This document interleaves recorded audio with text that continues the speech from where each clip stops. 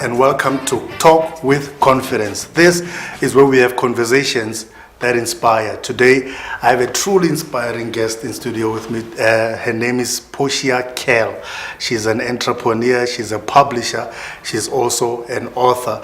She's somebody I've had the pleasure of working with, and a very pleasant person, very progressive, very full of passion. And I believe we'll see some of that passion today.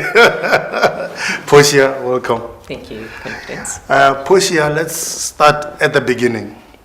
I always like to get the background to a person's story before we get into the meat of the story. Just your background, where you're from, where did you grow up, and what's your background?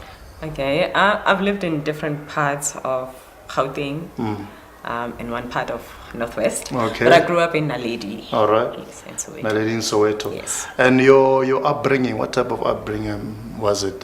From a home point of view, society point of view, what are the types of things that you encountered, in your upbringing, in your childhood? The first thing that comes to mind is love and a lot of community-like spirit. Growing up in my granny's home, which was a home to everyone. Yeah. And just the love of my grandfather, the protection from my grandmother. That's the environment I know. Just having lots of people around me. Yeah.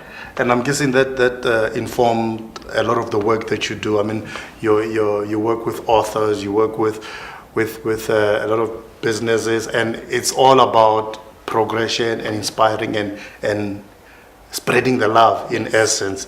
Can you tell us about some of the work you do in the publishing business?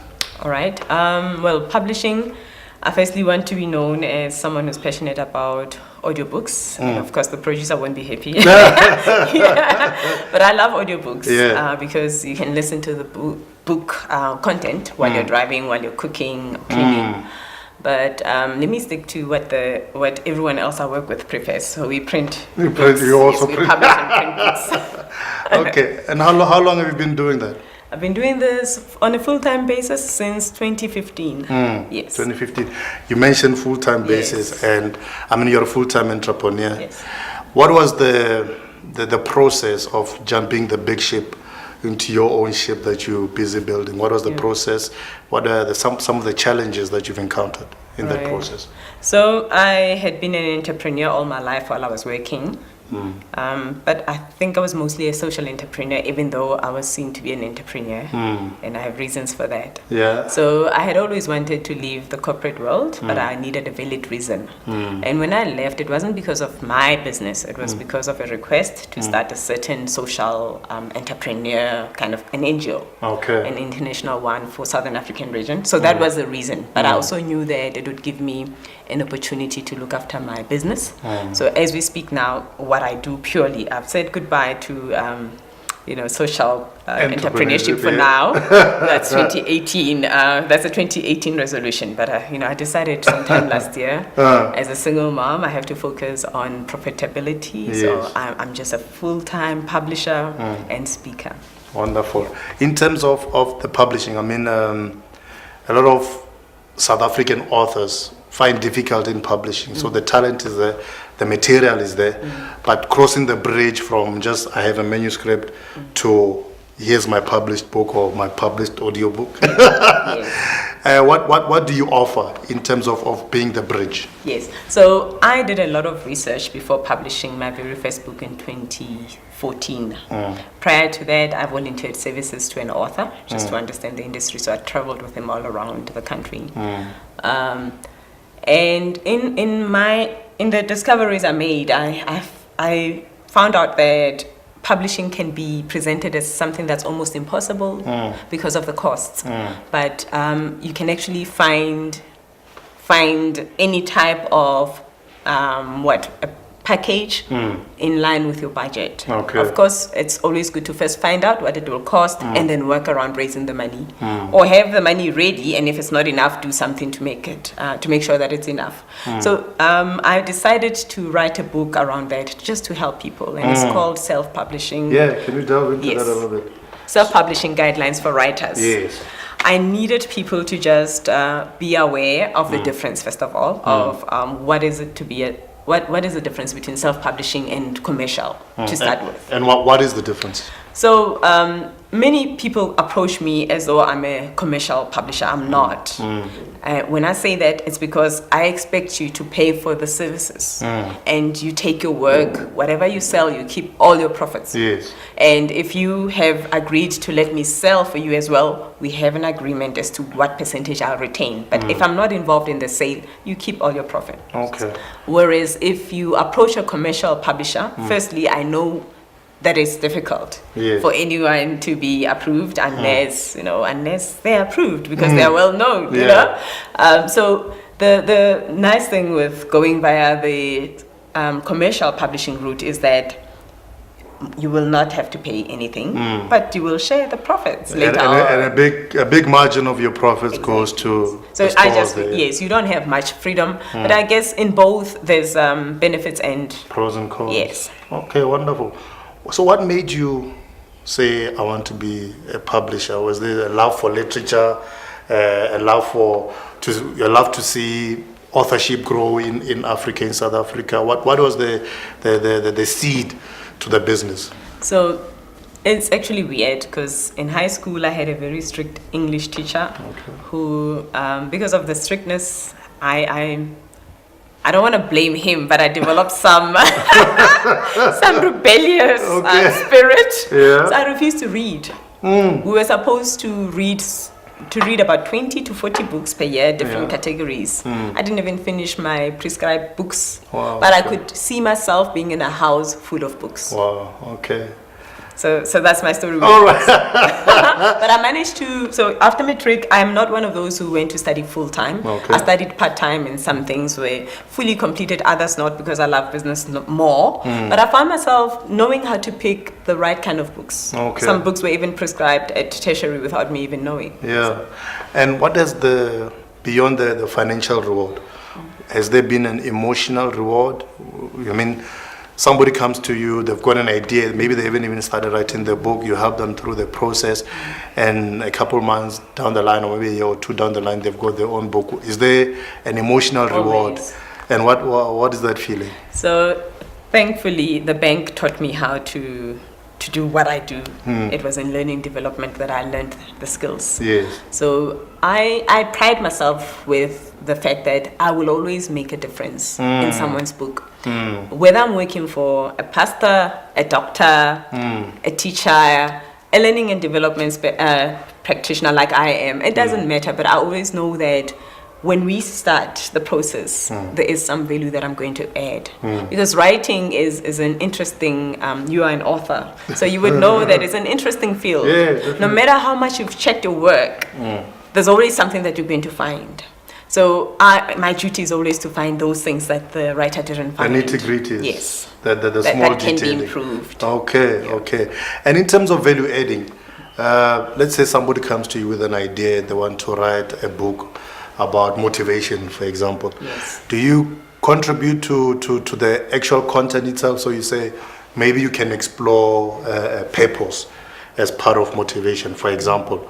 Or is it purely, you want to do this, let me check the grammar for you, let me check. So the level of value, is it purely on a technical level, or is there added value in terms of the hardcore content as well? So I love the fact that I've created this book, because recently someone needed to be helped right from scratch. And I say it's cheaper for me to help you through the book if you don't mind going through the book. Okay. Because I really try to cover everything that I imagine can be a challenge when one starts the writing journey. Okay. I mean, as an author yourself, you know those challenges. So I guess you're best placed to also write, okay, step 1, this is what I went through, and these are the challenges you'll encounter, step 2, step 3, step 4. If I may, sure. can just go to the content page just to show you what I mean. Sure. So I've got publishing in general, and I've got content, and that's where I guide a person to what the type of content should be in the book. Depending on why are you writing, so what you want to achieve. That's a very powerful point. Why are you writing the book? I mean,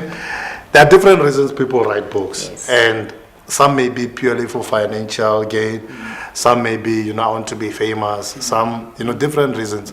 What do you believe is the best reason that anybody should say, I'm writing my book? Well, for instance, I wrote a book because firstly I believe I was never going to die without writing books. Yeah. So it's linked to purpose. Yes. And I guess you also write, when I think of my banking years, I would write because I was asked to write material for this group or that department because they want sales training or so it's always linked to who is it for and what do you achieve, what do you want to achieve in the end. I don't think you say I'm writing because I just love writing. Other than loving to write, Yes. what else? So that will inform what your content will look like. Wonderful. And you say you banking. Yes. And banking and an author. Yeah. They can be interlinked at some points, but it seems like two separate universes. Yeah. So you've got a banking background. Can you just tell us a little bit about that? So I started in the frontline division. Okay. And in this book, I actually share, in the second edition of Let's Heal No More Games, I like to talk about purpose a lot. And I share about how I was always bothered because when I started at the bank, I felt like I didn't have a portable profession. That's what Sakwa talks about in terms of qualifications. Yeah. So I just felt like I don't have a portable profession. I looked at my mom, who's a nurse, who could change jobs because she had something to present wherever she went for interviews. Yes. And I kept on thinking, oh my goodness, if I could have something, but I didn't know what. For instance, the bank also, when I was interviewed the first time around at the bank, because I've worked and left and went back. When I was interviewed the first time around, I was asked, so where do you see yourself 10 years later? I said, in business. I didn't know what kind of business.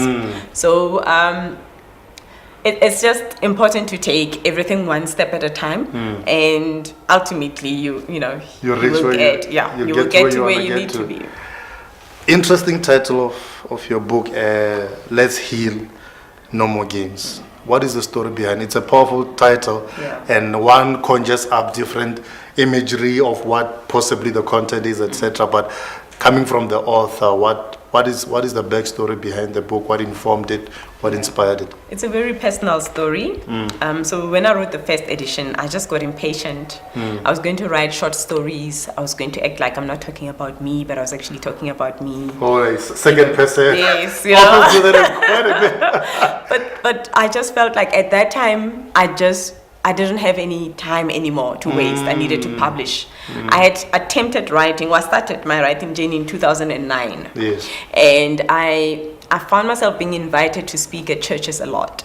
So in the year when I felt pressure to publish is because, yes, I had been speaking, but there was a special environment where I had gone. I sensed something different. They wanted a book this time.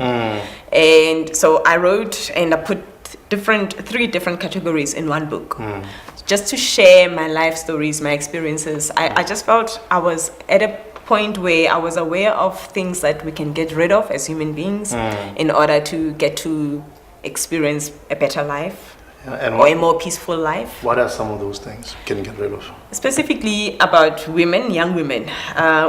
We can spend, I'm not a young woman anymore, by the way, but I still think I am. So I just saw how we tend to speak about a lot of things that don't add value. Boyfriends can be one of them. I'm not saying boyfriends are not necessary, but it's about what we say about the relationships, the love relationships, and the lies added that add pressure on someone else because that person doesn't even know that there's a lie. And I say there are consequences. There can be terrible consequences. A person can end up being pregnant because they did something that they didn't plan to do, but they're in this cycle of lies, or they could catch a disease, or they could end up in prison. Or dead. Or dead. Yeah. So even though I speak a lot about my personal experiences, I've put a little bit of just observation as well, but mainly my personal experiences. I mean, it's a very interesting, well, interesting is maybe not the best word, but it's a very touch and go type of topic, especially with, the Me Too hashtag where women have been saying so and so was abused by such and such, especially in Hollywood, and even it's locally political and all of that, and women are coming out 20-30 years later saying me too, this also happened to me. And why do you think that happens? Why do people hold on for that long? What are some of the things that women in particular go through that they hold onto this thing for 20, 30 years, and then later come out with it. And what do they go through? I mean, your title, I believe, speaks to that. I'm exactly one of those women, and I haven't gone into using the hashtag #MeToo. So in the first edition, there's a point where I talk about the abuse and how the friend said to the abuser, "Shoot her."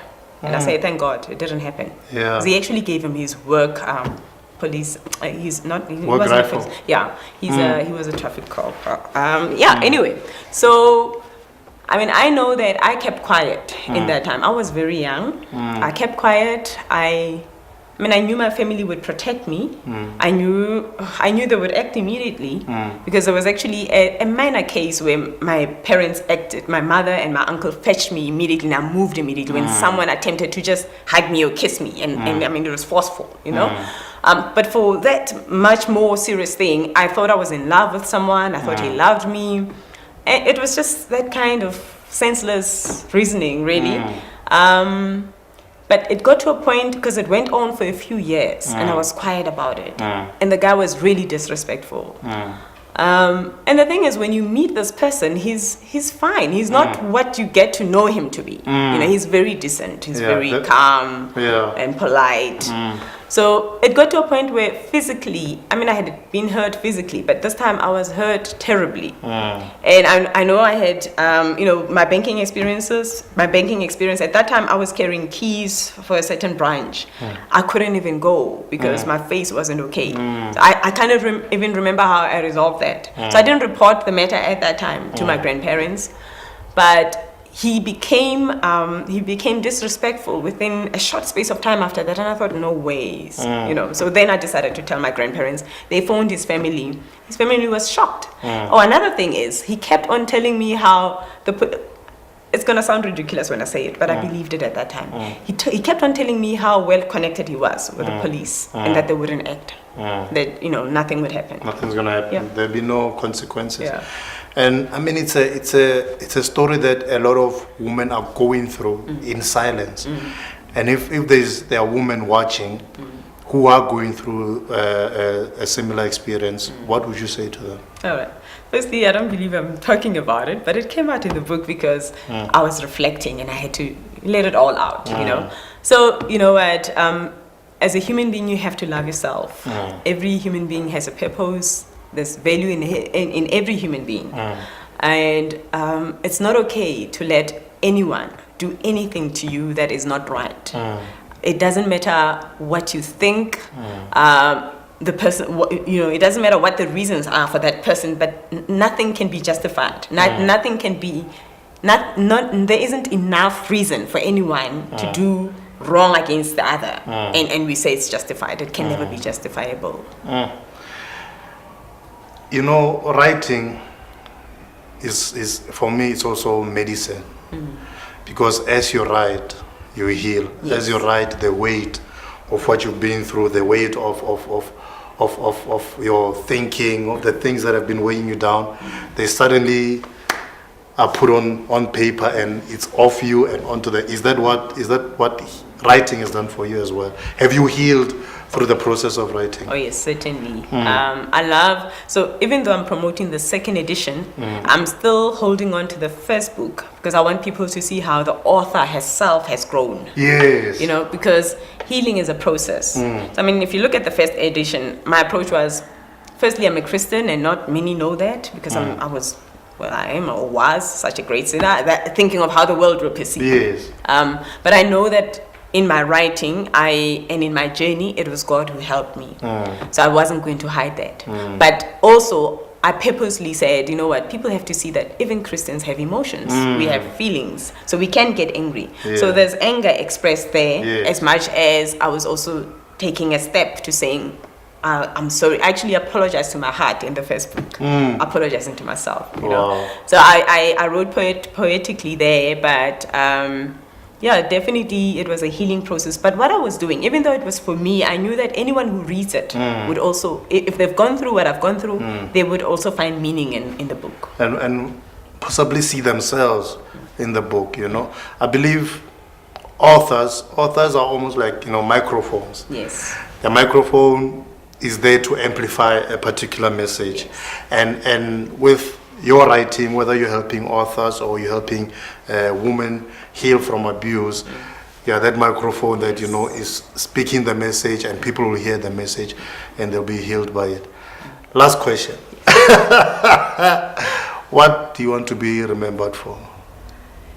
Sure. I think for everything that I've done until now, you know, I think right now, I told a few people that I had to say goodbye to. I said, I now want to consider my children and put them first. Wow. So I think I've really served. It actually brings tears to my eyes. I think I forgot about myself. I can't say I forgot a lot about my children, but I'm now purposely wanting to really put my children first, because I've worked, I've volunteered, I've helped, and the books are here, the audio is there if people want to gain anything out of what I was trying to do. Wonderful. And authors in particular, if they want to get hold of you, make use of your wonderful services, where can they get hold of you? I'm available on Facebook as Portia Kel, Portia Kel Publishers. And also really give away my WhatsApp number. If you try to phone that number, most of the time I'm not going to answer. Okay. Find me on WhatsApp. Yeah, okay. It's 071 578 2058. Awesome. And you also have a website, no? Yes. PortiaKel.com. Yes. Wonderful. Portia, thank you so much Thank you so for making time to speak with us, and all the best. Thank you. Wonderful. All right. That was inspiring. I believe you were inspired. I've been inspired. And this has been Talk with Confidence. My name is Confidence Seleme. Do tune in again next time right here on Global Conference Television. 8